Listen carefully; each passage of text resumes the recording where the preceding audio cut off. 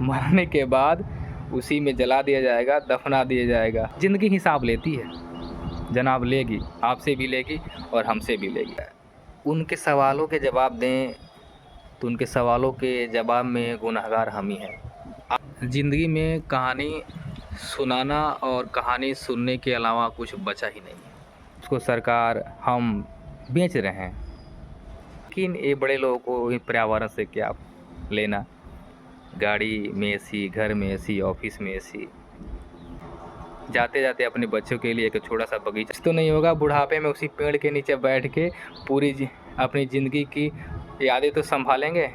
वो तो बुढ़ापा हो जाएगा, रिटायरमेंट हो जाए, आएगा बैठेगा। अरे इसी एक तो आशियाना तो हो, ऐसा आशियाना जो प्रकृति का हो, प्रकृति के गोद में, और उसी बगीचे में आपको ही बगीचा होगा। क्योंकि हमारी परंपरा में हमारे दादाजी परदादाजी थे, उन्हीं के बगीचे में हम लोग उनको ले आकर जला दिए और उनकी राख को गंगा में बहा दिए। आज एक कहानी सुनाता हूँ, समय निकाल लीजिए, क्योंकि अब ज़िंदगी में कहानी सुनाना और कहानी सुनने के अलावा कुछ बचा ही नहीं है। और हम भी कल कहानी के इतिहास के एक हिस्से में रह जाएंगे। कहानी है बचपन की। जब हम बचपन में थे, जब होश में थे, यानी जब किसी बच्चों को समझना, देखना, पहचानते थे, तब याद की बचपन। जब याद है, बचपन तो छोटे से भी कहा जाता है, लेकिन उसको याद नहीं रहता। वो बचपन जब आपको घटनाएं याद हो। बारिश होती थी, झमाझम बारिश होती थी, 15 दिन, 20 दिन, महीनों दिन बारिश चलती थी, और उसमें आनंद आता था नहाने का।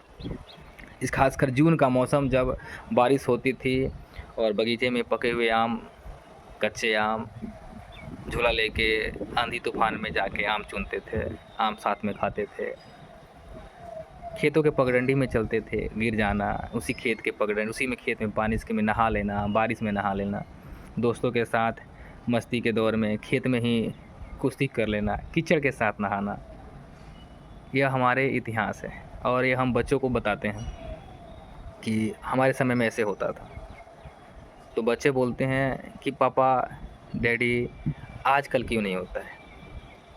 अगर उनके सवालों के जवाब दें तो उनके सवालों के जवाब में गुनहगार हम ही हैं, आप हैं, हम हैं। उनको सपने को मारने वाले आप और हम हैं, और कोई नहीं है। मैं बात कर रहा हूँ पर्यावरण जो बदल रहा है, जिसको क्लाइमेट चेंज बोला जा रहा है। पर्यावरण में जो परिवर्तन हो रहा है, इस पे बात हो रही है। क्या आपने जो ज़िंदगी जी ली, क्या आपके बच्चे जिएंगे? क्या वह समय मिलेगा?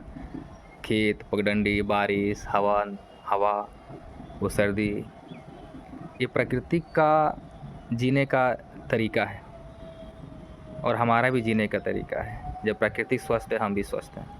अगर हम अपने बच्चों का सपने को खा रहे हैं, बस एक एसी लगा लिया, एक घर में कूलर लगा लिया निजात पाने के लिए, बीमारी को दूर करने की बात नहीं हो रही है। केवल इलाज जड़ से ख़त्म नहीं हो रहा है। अब बोलेगा हम क्या करेंगे, बड़े बड़े लोग तो पेड़ काट रहे हैं, बड़ी बड़ी फैक्ट्रियाँ पेड़ काट रही हैं, हम तो काट ही नहीं रहे हैं। अरे हम काट तो नहीं रहे हैं, लेकिन लगा भी तो नहीं रहे हैं। हमारे जो जंगल हैं, नदियाँ हैं, उसको सरकार हम बेच रहे हैं। इतनी बड़ी आवश्यकता हो गई कि बिना उसको बेचे हमारे दादा परदादा हमको पोस लिए, पाल लिए, और आज इतनी बड़ी पैसे की भूख हो गई कि हम अपने ही पर्यावरण का नुकसान पहुंचा रहे हैं। बस केवल कहानियों में सुन रहे हैं। जो दादा के समय मौसम था, वो आज हमारे समय नहीं है। जो हमारे समय में है, वो हमारे बच्चों के समय में नहीं होगा। हम अपने बच्चों को आधुनिक पढ़ाई दे रहे हैं, आधुनिक सुविधाएं दे रहे हैं, लेकिन ये नहीं बोल रहे हैं कि बेटा, हम तुम्हारे भविष्य के सबसे बड़े गुनहगार हैं। जो तुम ले रहे हो, मांग रहे हो, आगे चलकर यह बहुत बड़ा दुखदाई होगा। हमारी शौक़, हमारे ख्वाहिश हमारे ऊपर और हमारे पर्यावरण के ऊपर भारी पड़ रहा है।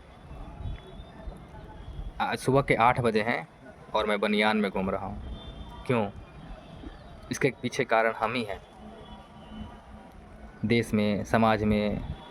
ये तो पर्यावरण है, पेड़, जंगल, नदी सब काट दिए गए। आज बेमौसम बारिश होती है, बेमौसम तूफान आ जाते हैं, बिना मौसम के सुनामी आ जाती है। बिना मौसम के काम हो रहे हैं, बिना मौसम के साग सब्जी मिल रहा है। बताइए हम कहाँ जा रहे हैं? सोचना पड़ेगा। हम अपने बच्चे को इंटरनेशनल स्कूल में पढ़ा रहे हैं, अच्छी सुविधा दे रहे हैं, लेकिन उनके एक्चुअल जो ज़िंदगी है उनसे बेरुखी कर रहे हैं हम लोग। पर्यावरण बचाइए। आज 5 जून है, विश्व पर्यावरण दिवस। लगाइए ना एक छोटा सा पौधा। कुछ नहीं, बहुत कमा रहे हैं आप, पैसा बहुत कमा रहे हैं। बड़ी बड़ी बिल्डिंग आप मेरे पीछे देख रहे हैं, बहुत बड़ी बिल्डिंग है, करोड़ों की संपत्ति है। ये लोग चाहे तो गांव में जाएं, ज़मीन लें 10 कट्ठा, 1 एकड़ 2 एकड़, वहाँ पौधा लगा दें, पेड़ लगा दें, फल भी आएगा और पर्यावरण की सुरक्षा होगा। लेकिन ये बड़े लोगों को पर्यावरण से क्या लेना? गाड़ी में एसी, घर में एसी, ऑफिस में एसी। लेकिन हम लोग गरीब को सोचना पड़ेगा। ये अमीर लोग कल भी देश के नहीं थे और आज भी देश के नहीं होंगे और आने वाले समय में भी ये देश के नहीं होंगे। इतिहास गवाह है। मैं बात आपको बोल रहा हूँ। जंगल, ज़मीन ये हमारी माँ है, ये हमारे खून पसीने की उपज है। ये बड़े लोगों की तो क्या बात है। ये आज यहाँ तो कल कोई भाग जाएगा, इंग्लैंड चला जाएगा, किसी के पास यूक्रेन का वीज़ा है तो किसी के पास रसिया का वीज़ा है, कोई नेपाल, कोई थाईलैंड, कौन चला जाएगा? आप और हम जाएंगे? नहीं। तो उनसे ज़्यादा जिम्मेवारी हमारी बनती है। सोचिए ज़रा, बहुत पैसे हैं जी, रियल एस्टेट में ना लगाइए वो पैसा। अरे 1 एकड़ ज़मीन ले लीजिए महाराज, 10 कट्ठा तो ले लीजिए, उसमें 10-15 पौधे लगा दीजिए। आप नहीं लगाएंगे, आपके घर में, परिवार में माँ बाप है, उनके हाथ से लगवा दीजिए, ताकि उनका भी दिल खुश रहेगा कि हमने दादा परदादा का बगीचा तो उजाड़ दिया, लेकिन जाते जाते अपने बच्चों के लिए एक छोटा सा बगीचा तो लगा के जाइए। ज़िंदगी हिसाब लेती है जनाब, लेगी, आपसे भी लेगी और हमसे भी लेगी। ज़्यादा नहीं, 5 कट्ठा ज़मीन गांव में, वहाँ पे बगीचा लगाइए, फुलवारी लगाइए। वो फुलवारी कहाँ गए? ढूंढने से नहीं मिलेंगे हमारे बच्चे को। फुलवारी, बगीचा, नदी, तालाब, झरना, झील, गाय, भैंस बस किताबों के पन्ने में रह जाएंगे और आपकी कहानी आपके बच्चे सुनेंगे कि मेरे पिताजी के समय ऐसा होता था, दादाजी के समय ऐसा होता था।